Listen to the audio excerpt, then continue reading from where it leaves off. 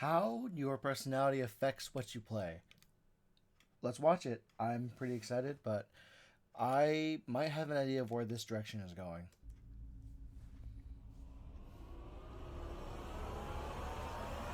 Turns out this video is actually pretty easy to write. And Of course, probably, because some of the first things that I can think of is my brother is constantly playing MapleStory at the moment, but during the time that he was in high school and college, he was a very big League fan when it came out. So I can definitely, I can possibly see where things in go. 2016, Dr. Jeremiah Appleton and his team ran a study where they would have gamers fill out surveys regarding their personality. They would agree or disagree with statements like, I believe with the personality test, like the Myers-Briggs, I am a INFJ.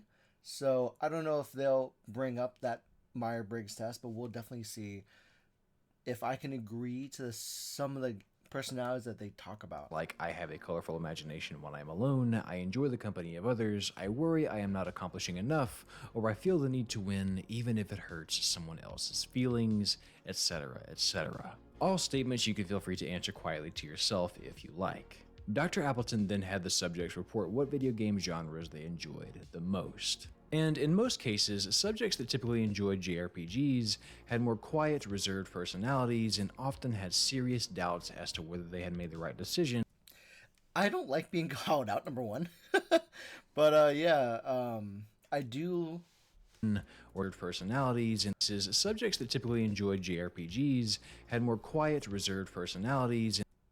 And I hate the fact that when the genre JRPGs came out, a part of that specific nomiker of like the Japanese part about it is because the developers of Japanese RPGs know their target market, which is within Japan, and they just happen to be like in a situation where like, oh, the rest of the world likes it too, but they cater to it first, which is why you see a lot of anime games, you see a lot of things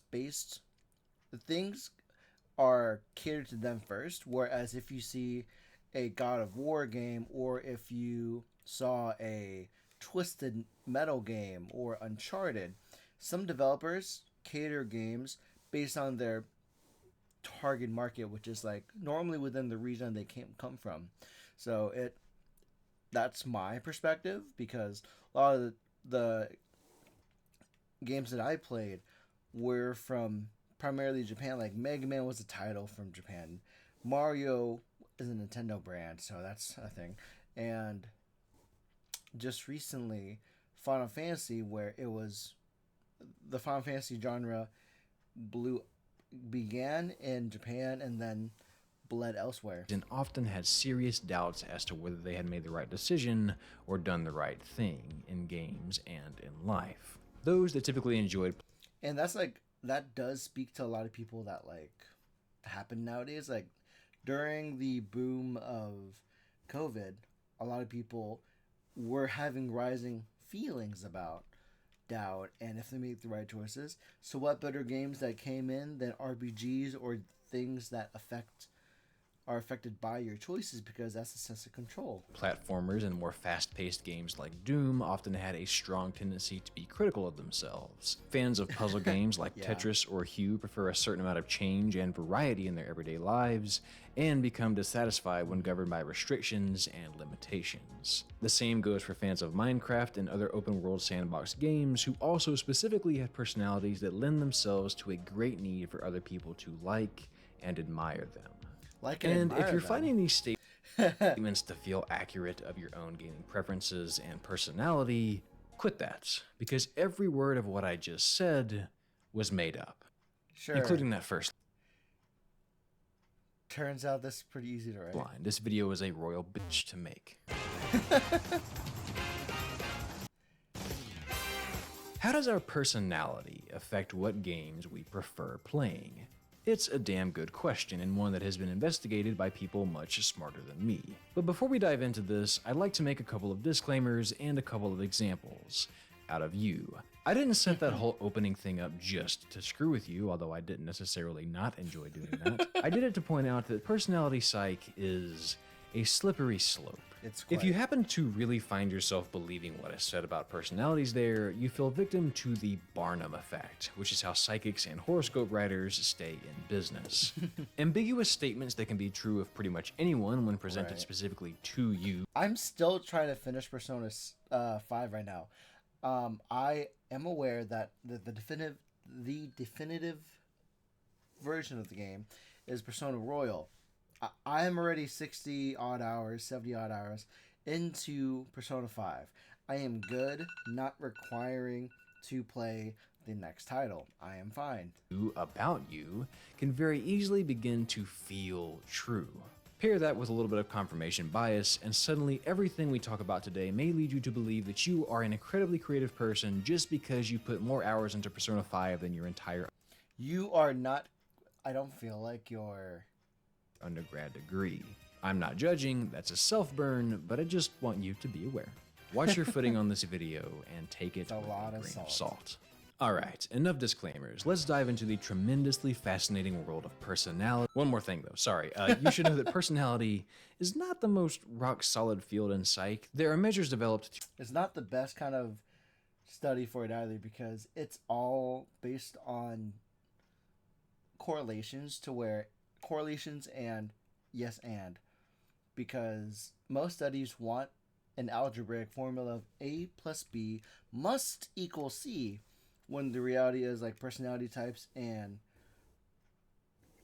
tendencies are still very hard to study because the number one thing that nobody can understand is the brain and the psyche because you can have two different twins that end up very differently despite being the same everywhere else and can be raised in the same household, experiencing the same vacations, the same school.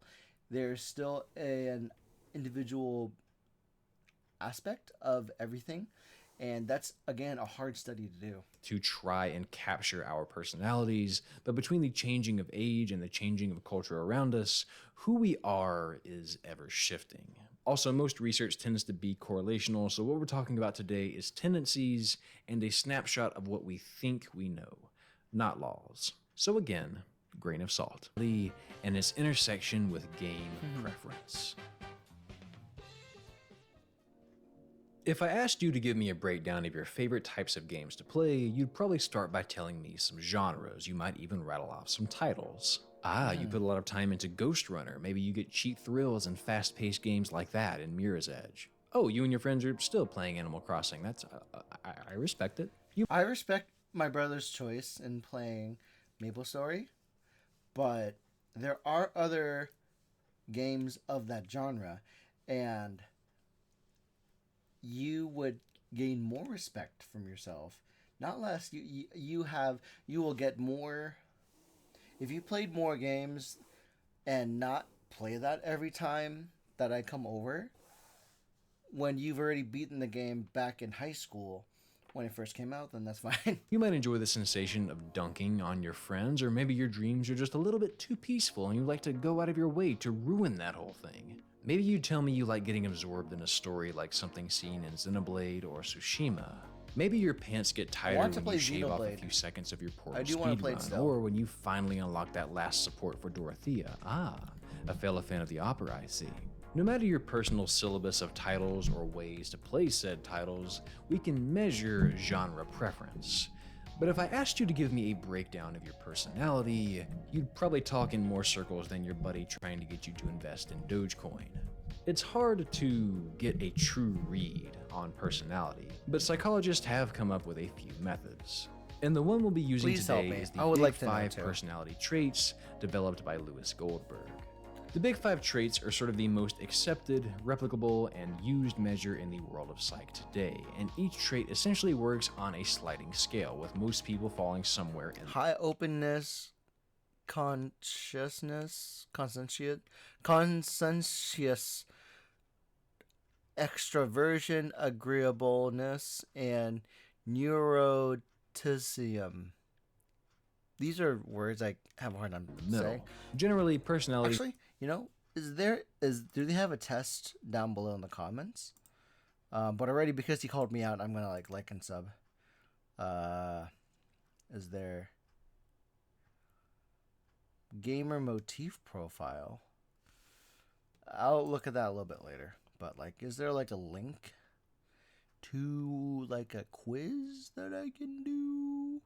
Because I would like research article site. I would like to play that quiz. No? Okay.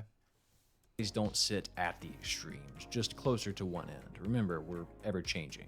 We'll dive more deeply into each individual trait as we get to some of the bigger points of the video, but just as an example, openness, to wildly oversimplify it, refers to our willingness and desire to seek out / think about new things. People with high openness tend to be very creative, enjoy trying new things, are extremely curious, and are happy with change. Those with low openness despise change. You won't catch them rearranging their room or changing their schedule much. They don't like new.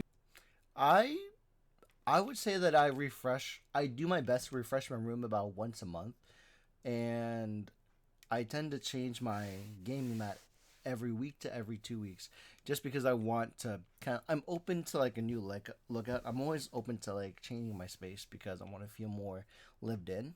New, and they don't like abstract ideas. Conscientiousness sort of deals with how organized Conscientiousness. you are. Do you pay attention to detail and ideas? Conscientiousness sort of deals with how organized you are. Do you pay attention to detail and strategize, or act on a whim? Agreeableness refers to our interest in others. Are we empathetic and helpful, or are we self-serving and oblivious to others? Neuroticism deals with emotional stability and how you handle stress, and I think you're already familiar with extroversion. At our core, we all land somewhere on each of these 5 scales. Maybe you're pretty low on the extroversion scale, but you are highly agreeable. When I did the Myers-Briggs test, I was 51-49 introverted to extrovertedness. So you really empathize with people, therefore you might enjoy a good emotional story, but I do. don't care much for partaking in real-world human interaction. As an introvert, I can relate to you. Maybe you're highly conscientious, so you love games where you plan ahead and strategize, but due to your neuroticism, you often get stressed when you have to make a tough decision. Maybe you over-prepare Sometimes. for that mission or get choice paralysis when trying to decide on an outfit or a skill. This is all my speculation, by the way. I'm just trying to give you an idea of how your personality might affect how you approach titles. Luckily, though, we don't have to speculate much. There has been some remarkable Game motivational model. work done here by one Dr. Nick Yee of Quantic Foundry. In 2015, Yee and his team Gaming motivation is grouped into 3 high-level clusters. A handy reference chart of our gamer motivation model based on our data from over 100,000 plus people. 1.4, yeah. gathered data from over 140,000 gamers using their homegrown gamer motivation profile, which you can still take now if you like, and I recommend you do. I'll take It's that. really eye-opening and I'll take this test for the podcast. fun. Link in the description. Pop it open in a new tab and take it after you finish this. From this data, they found that gamers typically play due to a combination of any of these 12 motivations. Destruction, competition. I don't like competition as much because of like the feeling a little after, but I don't mind doing it, but it's not something that I normally partake. I used to do a lot of streams for like Paladins, and I played sports, but not so much. You might play Challenge, completion, fantasy, design, discovery, story, power. I'm playing power. Strategy, community, excitement. I do want community again, but some of my friends have become in different they're at different places now. to stretch your creative muscles. You might play to get wrapped up in a story or to feel like you're someone else. Some folks do it for the challenge. Some folks do it for the power trip. Many of you crave the community and the competition, and some of us just like to blow shit up. I should play Likely though, we Street are all some Fighter, combination of any of I should play Dragon Ball Z Fighters again. these. People are rarely so one-dimensional. And since most people exhibit multiple of these motivations when playing games, Yi and his colleagues used a little technique called multidimensional scaling for the data, which maps out the correlation between these variables. If two motivations are more correlated, they are put closer together, whereas motivations that are less correlated are placed farther apart. Meaning, since these two dots are close to each other, if you were really into gaming for destruction, you are likely also into it for excitement, but less likely to be into it for strategy. When you take a look at the full map from the data, you can get a better idea of what motivations are related. And you might see that you probably fall into one of these three clusters, or maybe even dip your toes into two of them, which is exactly what Yi and his team noticed. There were three higher level structures, three primary types of players that most motivation correlations fall under. Action social, which combines the love of fast-paced games. Action social, okay. Gameplay with player interaction, immersion creativity, which combines the interest in stories, player expression and exploration, and mastery achievement, which mixes the appeal of strategic gameplay. Mastery, I think Lords of the Fallen and the Lords of the Fallen will fall into the mastery and achievement category when it releases. Tough challenges and chasing achievement. The discovery and power motivations are tricky. They don't really fit in just one cluster, and according to Yi, they sort of act as bridges between the three major groups. Meaning, if you identify with the immersion creativity cluster and the mastery achievement cluster, discovery likely really appeals to you. Now keep in mind, this is simply motivations we're talking about, not how personality affects them. But what's fascinating is that much like the universal features of personality, traits from observer's perspective, data from 50 cultures. To test hypothesis about the universality of personal traits, college students in 50 culture identified an adult or a college-age man or woman whom they knew well and rated the 12,000 targets using the third-person version of revised Neo Personality Inventory.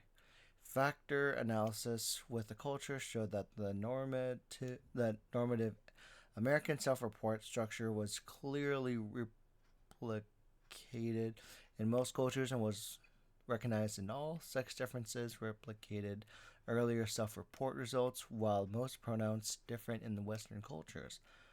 Cross-sectional age differences for the three factors followed the pattern identified in self-reports with moderate sorry, I'm really bad at reading, sorry.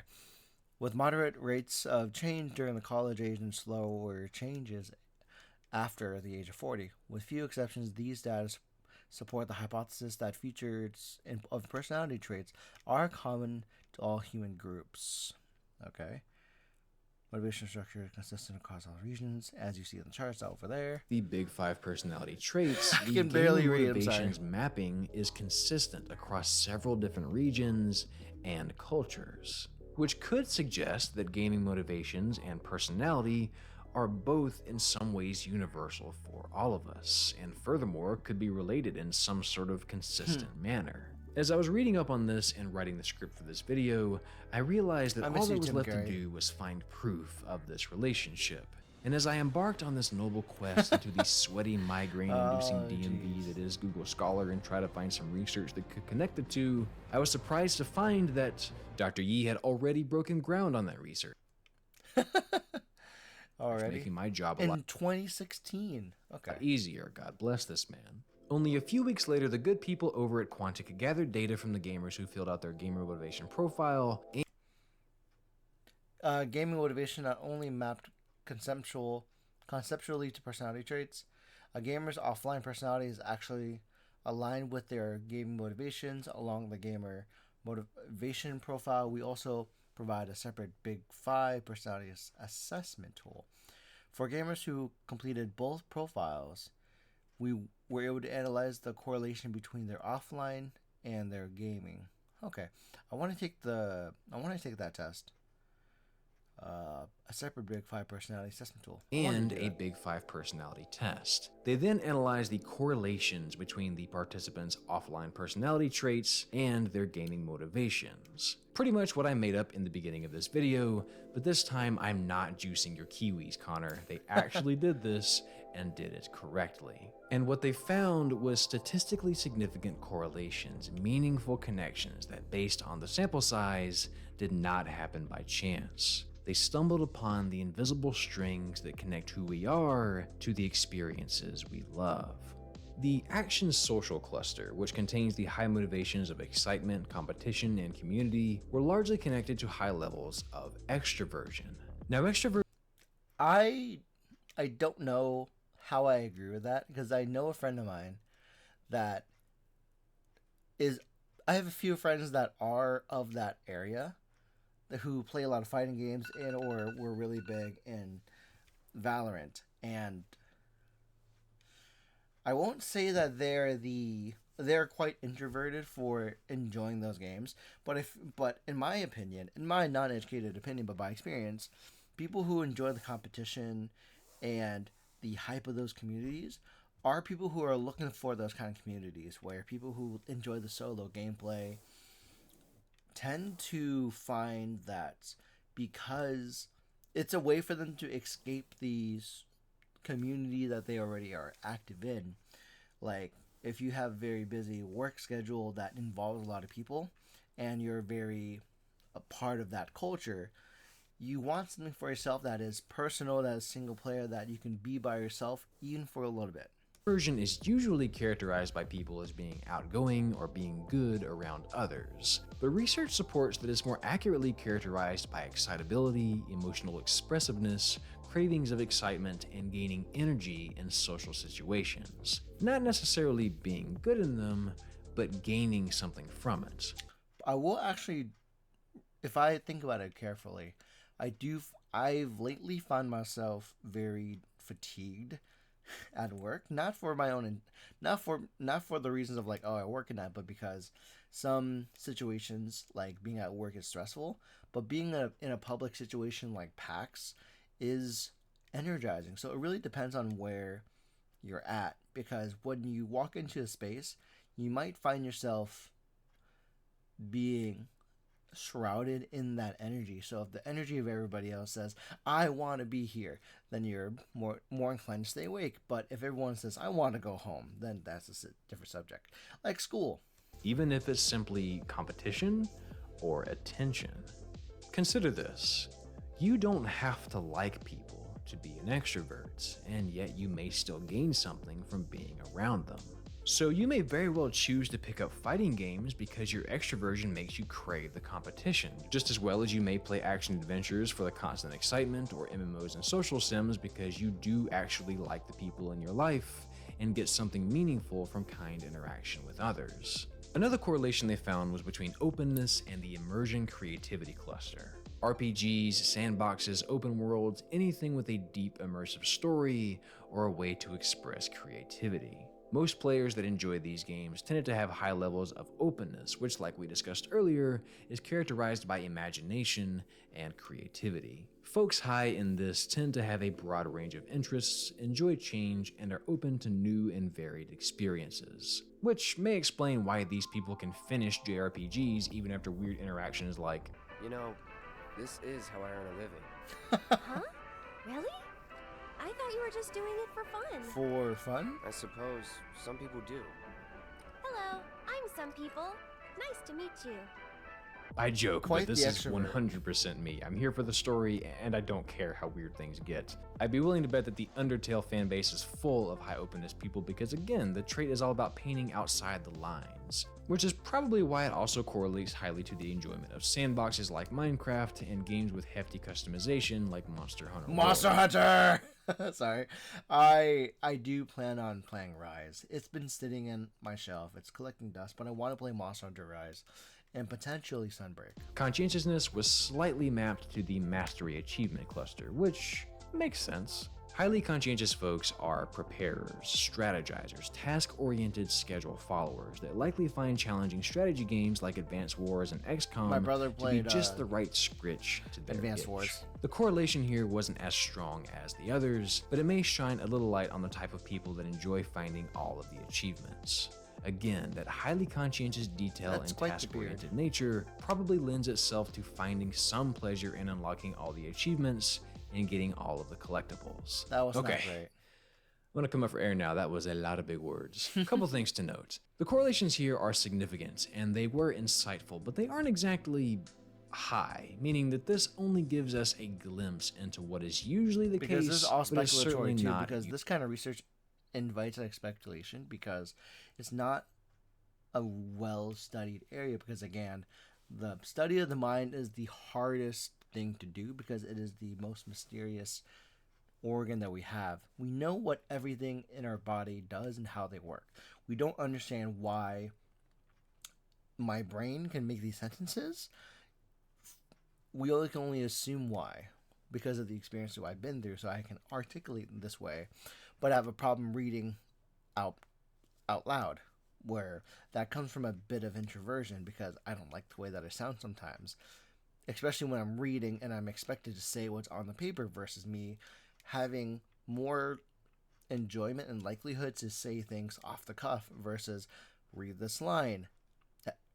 It doesn't say gamer, it said player. Universal truths. After all, you may be the most detail-oriented, conscientious person on Earth, and yet hate playing strategy games because your personality ruins them. Maybe they just come off as a chore and you have too many of those in real life, so you'd rather unwind with something relaxing. Like I Right. said earlier, fat grain of salt. It is a great show because like those kind of RTSs, like real-time strategies, I can see that is a game for people who want the challenge and who want the feeling of just personality and like being able to do certain things. I don't. I do so much. I would much rather play Unga and Bunga games because they're simple and they're easy to play. If episode Much like reaction videos like this one. 1 and psychology studies have taught me anything, it's that There's always a bigger fish. and there is always an exception. But I do think that there is a lot of truth in these correlations. After all, if you're super introverted, you likely would enjoy playing alone. If you're high in openness, the stranger and more novel a world is, the more likely you are to really want to sink your teeth into it. Which, by the way, this kind of supports my personal theory of why when a new game trailer drops, you may find yourself going, not for me, whereas your buddy gets hype and just tosses it on their mountain of a backlog because they want to play it all. High openness is great and all, but if everything new is appealing, RIP to your buddy's wallet and free time. Or maybe you're the buddy. I'm the buddy. My backlog. I was the buddy, but I want to spend my money. I still want, there are things I still want to play. I know for a fact I want to play Spider-Man Miles Morales. I know that I want to play Elden Ring and God of War Ragnarok and other games, but I'm not willing to fill up my backlog because I know by the time I play it, it'll have so many updates that it'll be the most definitive version of that game. Is bigger than my future. For what it's worth, my take on how who we are affects what we play has to do with personality reinforcement. We seek out not just games, but media in general that reflects our personality. Like Dr. Yi mentioned in the closing statements of this study, games are often stereotyped as escapist fantasies so that we can be who we're not.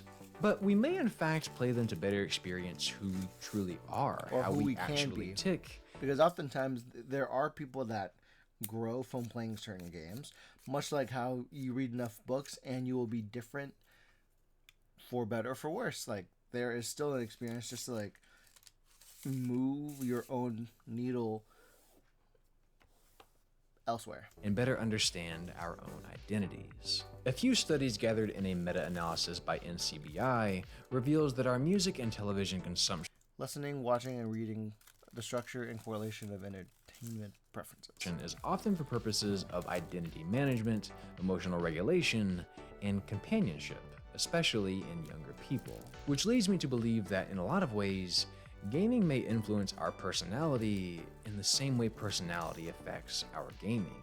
Personality may in fact I be played the Journey, original by the way, spark too. that It triggers was pretty our fun. interest, but I think over time they act upon each other back and forth. Games may serve as a mirror that reveals what we do and don't enjoy and what we do and don't identify with, which, especially in our earlier years, might structure who we are. Personality often runs into the nature versus nurture debate, which Yeah. is almost always both when Yeah. it comes to most psychology topics. Genetics certainly plays a part in personality, as has been shown in studies with twins. In fact, based on this twin study, genetic influence on the big five traits were all estimated to be around 50%, which means that personality is likely half formed by our genes and half by our experiences.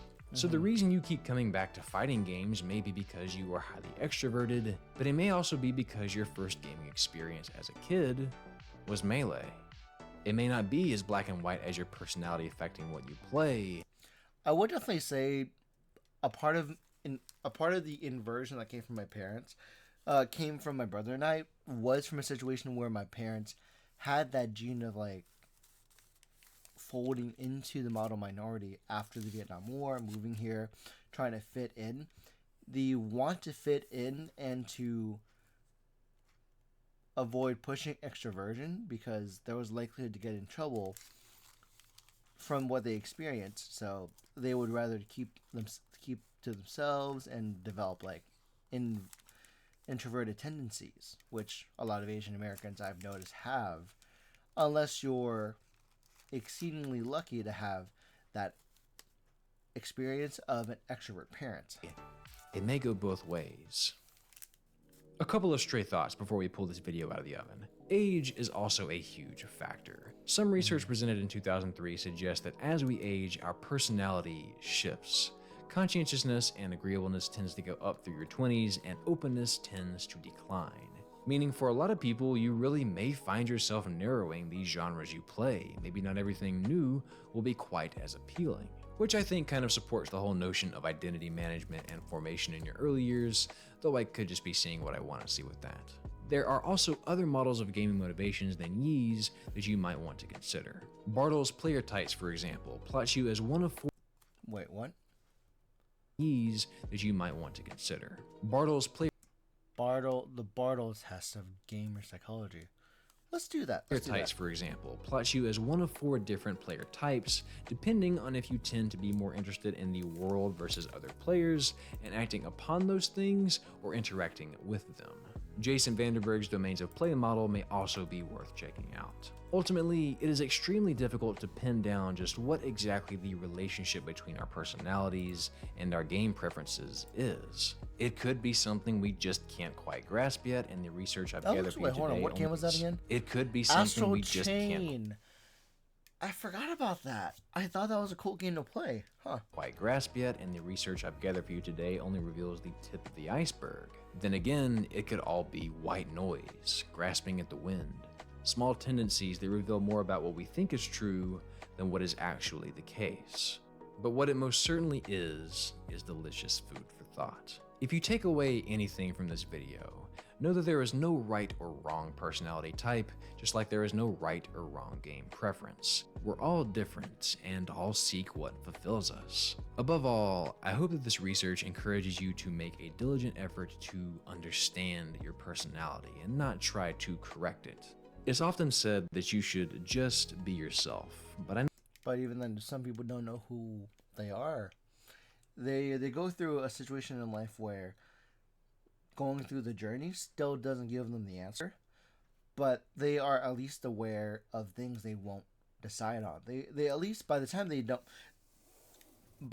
get to the age of 30 and 40, they still may not know who they are, but they have a better sense of controls. They know how to control their life around it, at least without knowing their ultimate goal of who they are. I know from experience that's not such a simple task. I think a better piece of advice would be get to know yourself. Take the time to learn who you are, pay attention to what makes you smile, and don't be ashamed of it. Games have always helped me do that, and regardless of how your personality truly affects what you play, I think as long as you're enjoying yourself, it doesn't really matter, does it? Yeah. You could have watched any video in the world. And that's really like tough decision to figure out, because knowing, like, case in point, if you were to do a gauntlet of like demos, playtesting things, you get to find out easily about what you like and don't like, which is a kind of a way to like better understand what kind of character you are based on the games you play. So in the same way people tell you to touch grass and look out to the world, play games. Play every game that comes. Play all the demos that come out, so you can get a really feeling of who you are and what you are. And if you don't feel like if you don't like playing certain demos, then you have kind of an idea of like what your personality is from the things you reject. Howdy, partner. Thank you so much for watching. I hope you got something of value out of this. And hey, if you want more, and I appreciate that.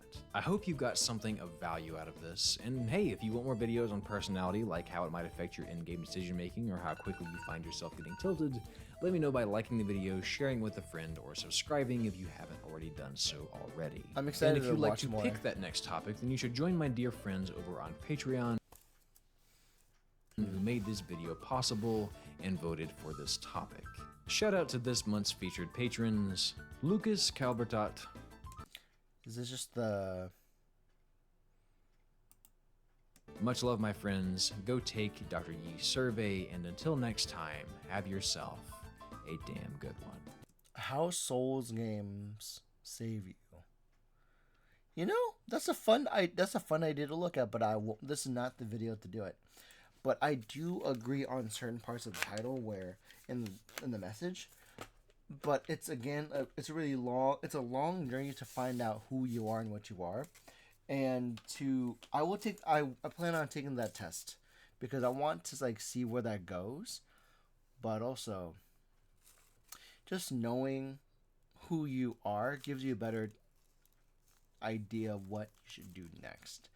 And yeah, it's really fun. This was a really good video. Let me know what your thoughts are below. As you already saw, I liked and subbed already because of the way you called me out. So that's good. That's a good hook. So yeah, the link's down below if you want to watch it by itself. Tell me what you thought. Tell me your thoughts, because that's really the end of the video. Thank you for watching, and I'll see you next time.